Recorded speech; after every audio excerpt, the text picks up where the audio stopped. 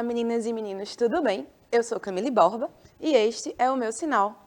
E eu serei a professora de língua portuguesa de hoje de vocês do 7º ano.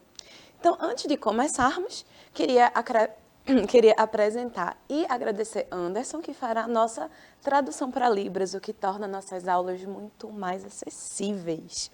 Queria lembrá-los também, falando sobre nossas aulas, que elas estão disponíveis no nosso canal do YouTube, Educa Recife, e também no nosso aplicativo, que vocês podem baixar em todas as lojas de aplicativo e também pelo QR Code aqui na tela. E uma das partes mais legais do nosso aplicativo, que vocês já sabem, é a interação pelo chat. E hoje quem faz nosso chat é minha queridíssima companheira, professora de língua portuguesa, Adriana Maria, que vocês também já conhecem. Então vamos dar um oizinho para ela lá no chat, tá? Olá, meus amores, tudo bem? Estou aqui no chat, não é? Já tem alunos aqui, professora Camille, e estaremos interagindo aqui com vocês, tá bom? Então, fala o nome da sua escola, da sua professora, pergunta o que vocês quiserem, e estaremos aqui interagindo com vocês, respondendo aquilo que for preciso, eu falo para a professora Camille, tá? Então é isso, vamos juntos.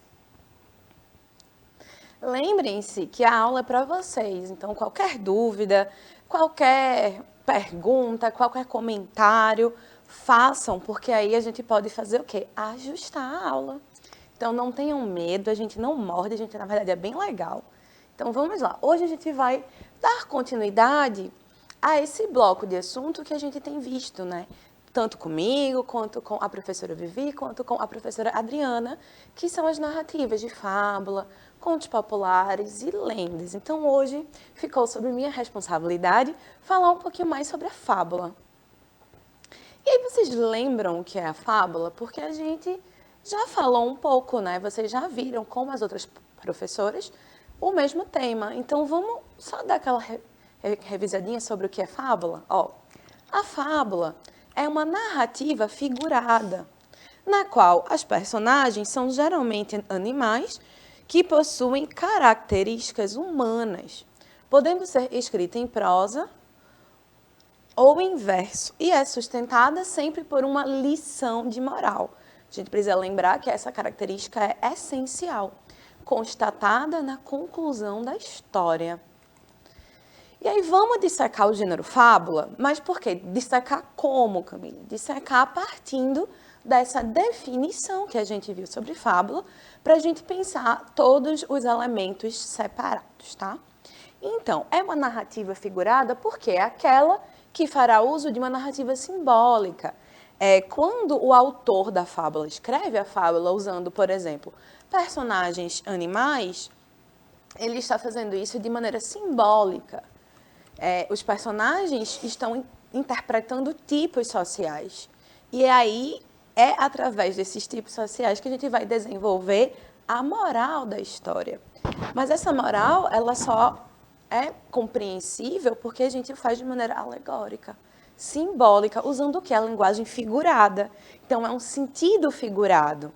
Então, o autor não quer dizer que literalmente, como veremos, uma raposa quis comer uvas. Na verdade, a gente está usando o símbolo da uva e da raposa para falar sobre outra coisa, outra moral, que eu não vou spoiler dessa vez, vocês vão ter que ver ela até o final, tá? A lição de moral é aquela ensinada na fábula. Por quê? Porque a fábula pode ser considerada um gênero didático, um gênero usado não só para o deleite, mas também para a apreensão e disseminação de conhecimento. Então, por isso que ela exige uma moral. Por quê? Porque ela funcionava como um guia, como um alerta à população. E as características humanas é porque é uma personificação das personagens animais. Por quê? Porque esses animais precisam interpretar, precisam simbolizar os seres humanos, né? Então, eles precisam ter falhas e qualidades humanas.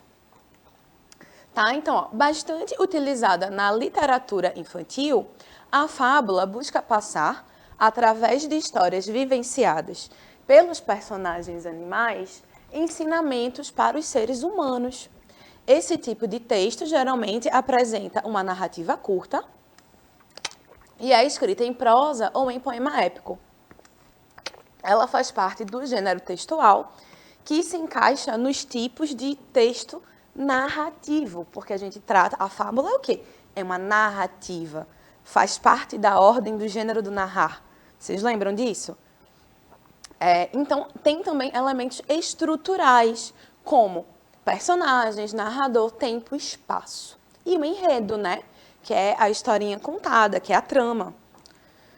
Muitos provérbios populares, inclusive, vieram da moral contida nessa narrativa alegórica, como, por exemplo, a pressa é inimiga da perfeição, como a lebre e a tartaruga. Vocês lembram qual é? Que a lebre quer chegar até o fim da corrida rapidamente, mas tem uma série de eventos azarados e quem ganha é a tartaruga, que foi devagar, mas constantemente. Um amigo, na hora da necessidade, é um amigo de verdade, inspirado em A Cigarra e a Formiga. E aí, qual é a origem da fábula? Vocês já pararam para pensar nisso? Porque é um gênero muito, muito, muito antigo. Passado, tradicionalmente, oralmente, então faz parte de uma tradição oral, de uma cultura oral. Mas aí nós tivemos alguns autores que registraram essas fábulas, como Êxopo e La Fontaine. E no Brasil a gente tem, por exemplo, Milor Fernandes, e a gente vai ver umas fábulas deles, tá? Então, originada no Oriente, a fábula foi tradição entre assírios, sumérios e babilônios, por volta de 1500 antes de Cristo, gente. Então, isso dá muito, muito, muito tempo, né? Os sumérios já utilizavam narrativas com animais que possuíam características humanas, além de trazer uma lição de moral em suas mensagens. Esse recurso de usar símbolos, de usar uma narrativa simbólica, ela é importante por quê? Porque, às vezes, algumas lições e algumas verdades, elas não caem bem nos ouvidos de quem precisa ouvir. Não é verdade? A gente sempre tem aquele amigo, aquela amiga, aquele parente, que precisa ouvir um conselho, que precisa ouvir, né, uma lição, que precisa botar a mãozinha na consciência, e às vezes a gente não consegue fazer com que essas pessoas escutem. Então, um recurso seria criar uma narrativa. Você criar uma história com uma situação semelhante àquela que a pessoa vive e mostrar, por exemplo, as consequências, mostrar o erro. E aí, através da narrativa, pode ser que ela caia em si. Por quê? Porque a narrativa também é uma forma de conhecimento. A literatura também é uma forma de conhecimento. E aí a gente vai ver que essas mensagens, elas eram subliminares e cifradas para que os seus autores não corressem riscos. Então, ó, apesar de existir desde as primeiras civilizações, a fábula foi desenvolvida na Grécia Antiga, onde foi cultivada por Esopo, Hesíodo e Arquíloco. Nessa época, onde a liberdade de expressão era limitada. Então, se a gente não pode falar o que a gente quer, a gente pode fazer de maneira subliminar, de maneira subjetiva, de maneira figurada, e por isso as fábulas. Esse tipo de narrativa foi utilizada para se opor à opressão, para criticar usos, costumes e governos. Os autores usavam animais como personagens de suas histórias para escapar da repressão que poderia haver por parte de quem fosse criticado. Assim, a fábula servia como um código para que as críticas fossem feitas de maneira subjetiva. Ou seja, o criticado não necessariamente perceberia que estava sendo criticado, mas há uma chance dele captar a moral, não é? E aí, vamos ao dicionário. Mas antes de irmos ao dicionário, vamos dar aquela passadinha no chat para saber o que é que vocês estão falando. Professora Adri, como é que estamos?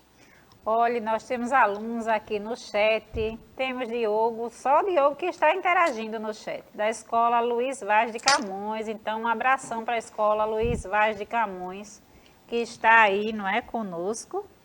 E é isso. Diogo está dizendo que está prestando bastante atenção, tá, professora Camille? Ligadinho aqui, conectado. Que maravilha. Vamos seguir. Diogo, um beijo enorme para você. Obrigada, né, pela sua atenção. Espero que você goste do resto da aula, tá? Prometo que vai ser pelo menos interessante.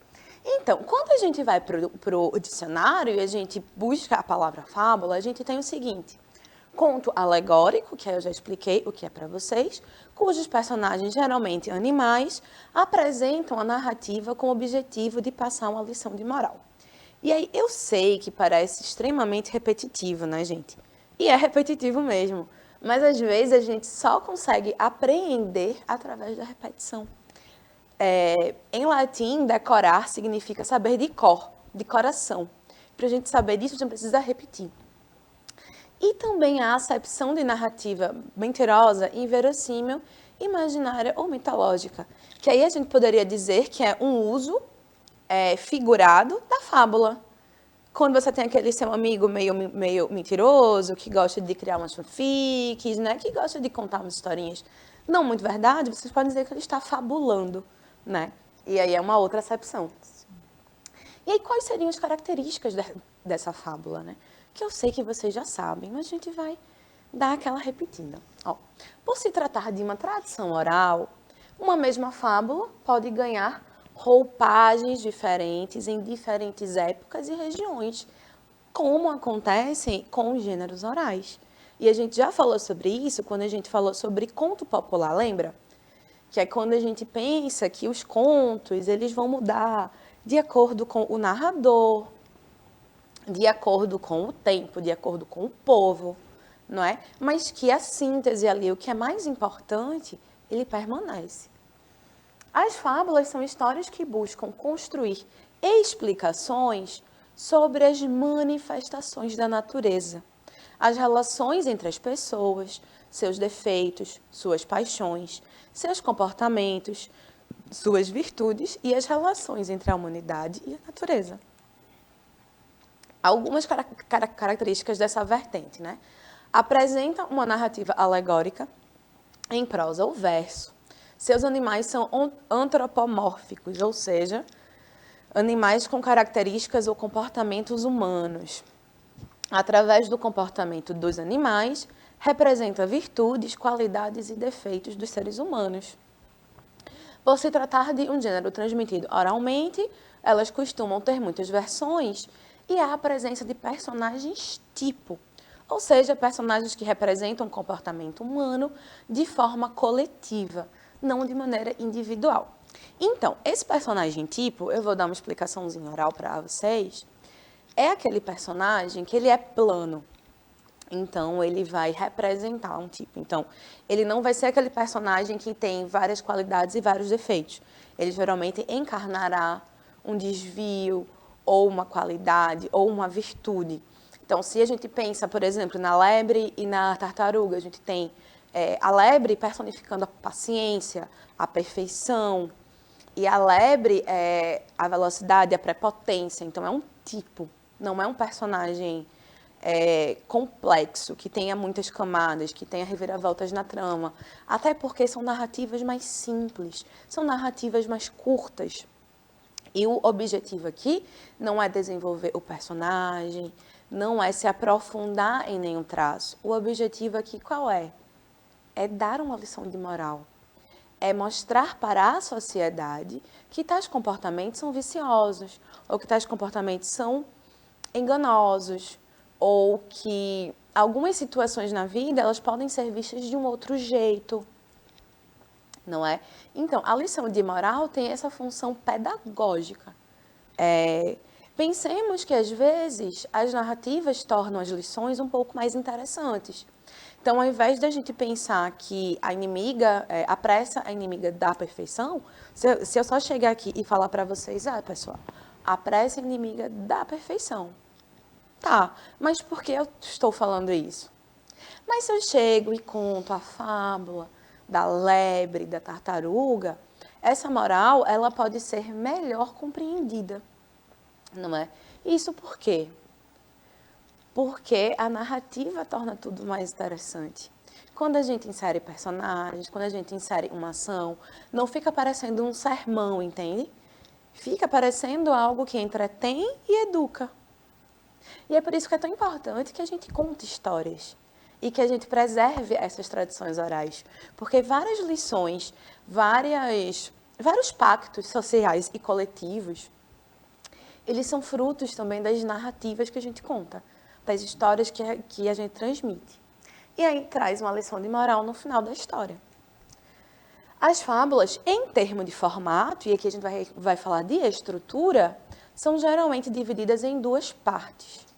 A descrição da história, que é onde a gente vai ter os personagens, o conflito, a moral.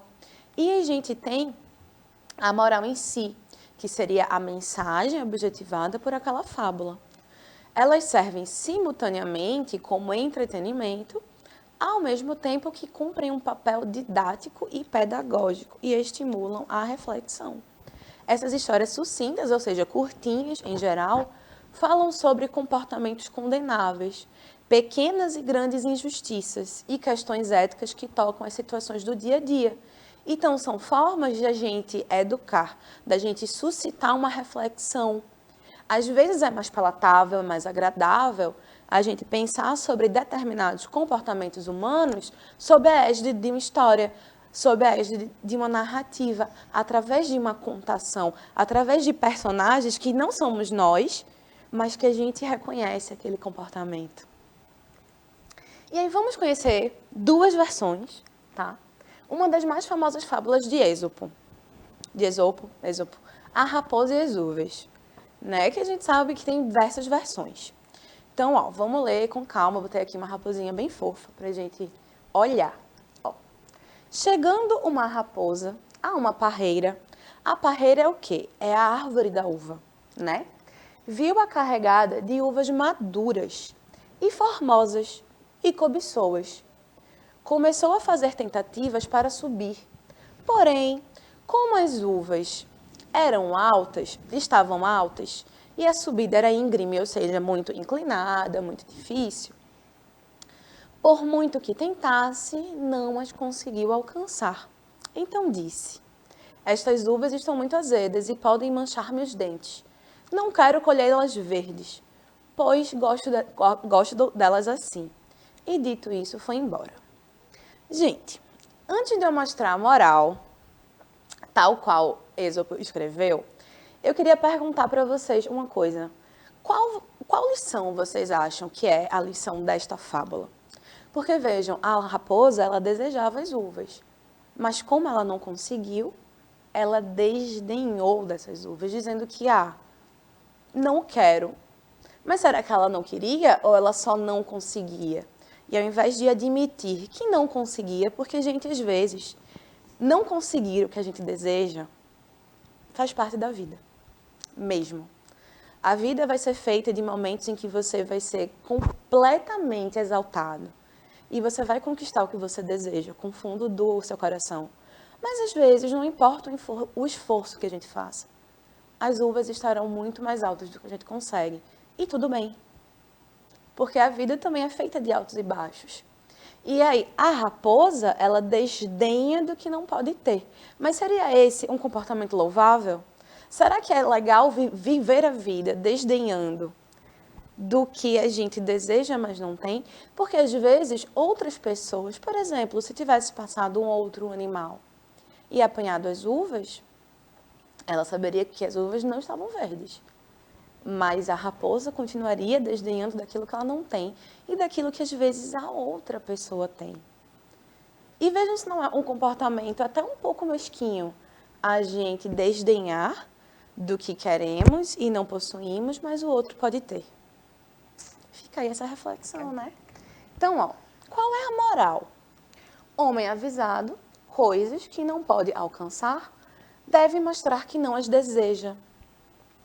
Quem encobre suas faltas e desgostos, não dá gosto a quem lhe quer mal, nem desgosto a quem lhe quer bem. Então, no fundo, o que a raposa fez foi o quê? Encobrir o seu desgosto, para não dar gosto a quem lhe quer mal, mas também não desgostar quem lhe quer bem. E aí, professora Adriana, como é que está o chat? Tivemos algum comentário? O que eles acharam da fábula? Me contem o que vocês acharam dessa fábula da raposa e as uvas, gente. Professora Camille, o chat começou assim, pouquinhos, só de eu comentando, agora encheu.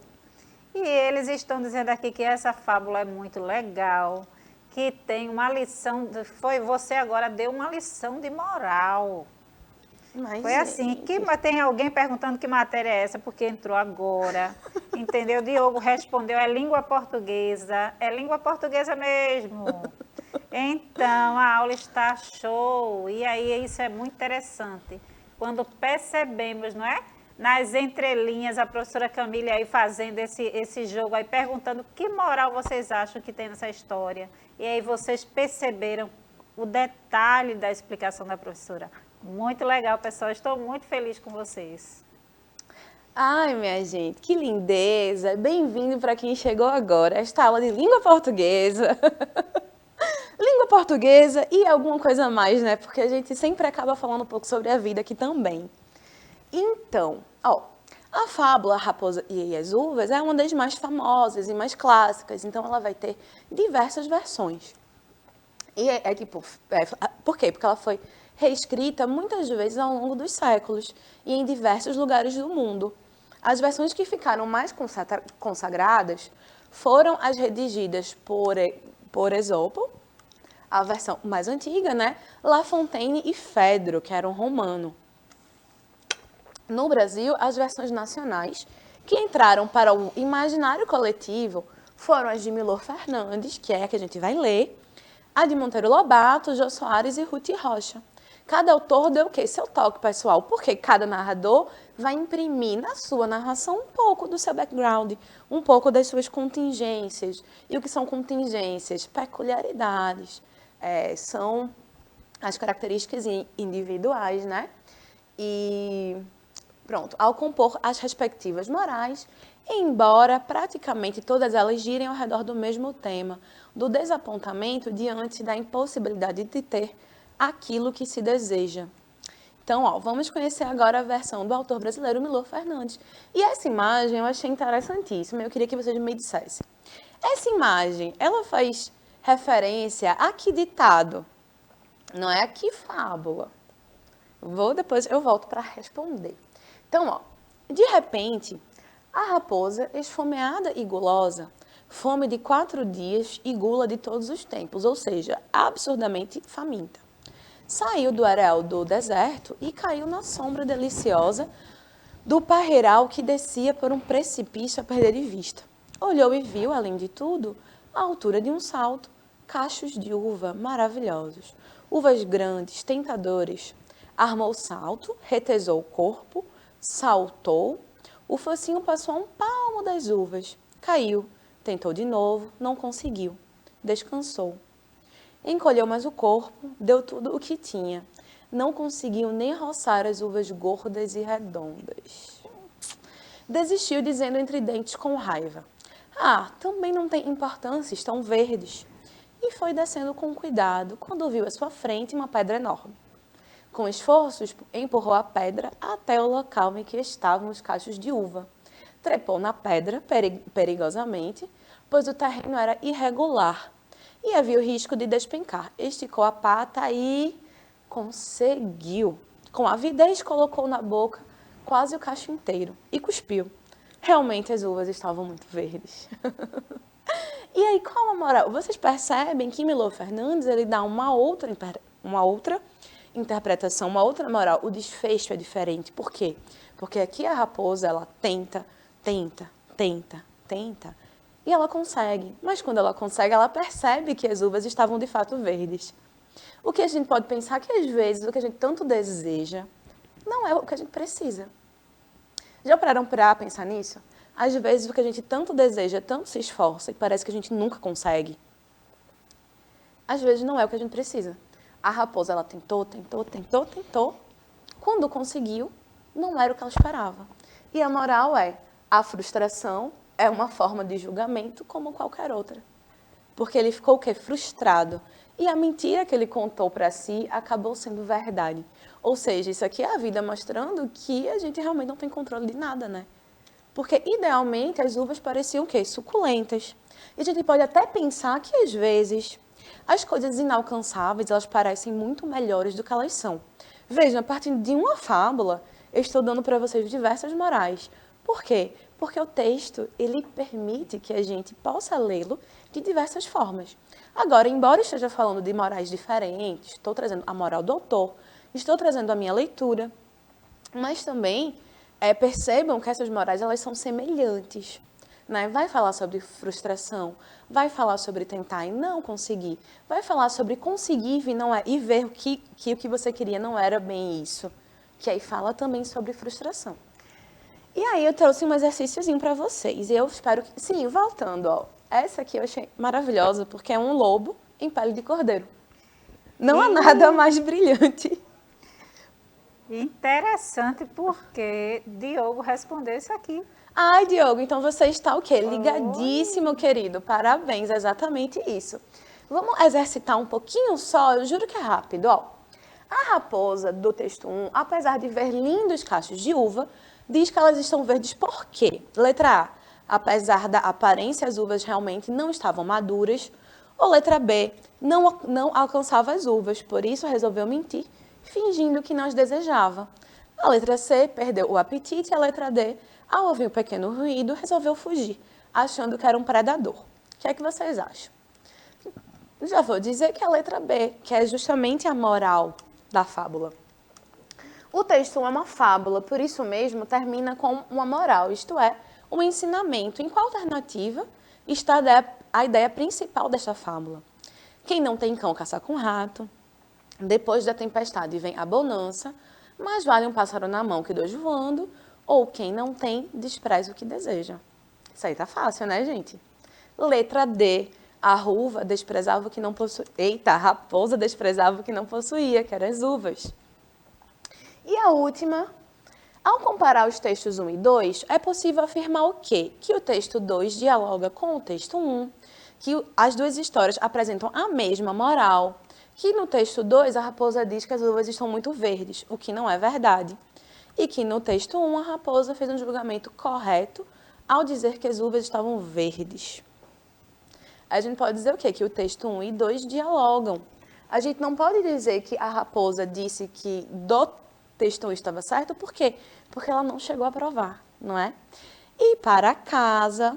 Eita, gente. Para casa... O que eu queria que vocês me contassem as suas próprias... Vocês criassem as próprias versões da fábula, a raposa e as uvas, e compartilhassem comigo no nosso Padlet. É só apontar o QR Code na tela e vocês são direcionados para o Padlet. Lá é só fazer um novo post e escrever a historinha de vocês, tá certo?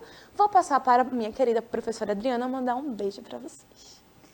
Então, gente, foi maravilhoso estar aqui com vocês no chat, ver vocês aí, não é, interagindo na aula. Um beijão e até a próxima aula. Amamos vocês, pessoal. Um beijo enorme para vocês, é sempre um prazer, uma alegria estar aqui. Vamos terminar com esse pensamento. Quem não tem amigo, mas tem um livro, tem uma estrada, de Carolina Maria de Jesus. Foi isso, gente. Eu espero que vocês tenham gostado e até a próxima.